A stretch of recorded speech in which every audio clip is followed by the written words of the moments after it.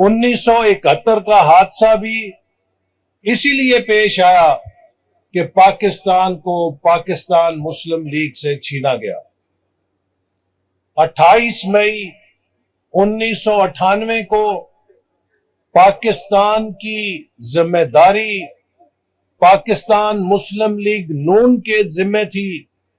اور اس وقت کے وزیر اعظم ہمارے قائد نواز شریف تھے،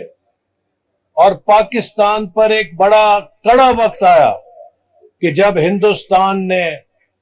5 دھماکے کیے، اور امریکہ کے صدر کے بھی 5 فون آئے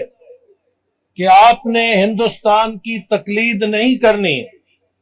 ہم آپ کو $5 ارب دیں گے اس کے بدلے میں۔ لیکن وزیر اعظم نواز شریف جو مسلم لیگ نون کے وزیر اعظم تھے، انہوں نے حکم دیا کہ بھارت کے 5 دھماکوں کے مقابلے میں 6 دھماکے کر کے بھارت کو اور دنیا کو یہ پیغام دو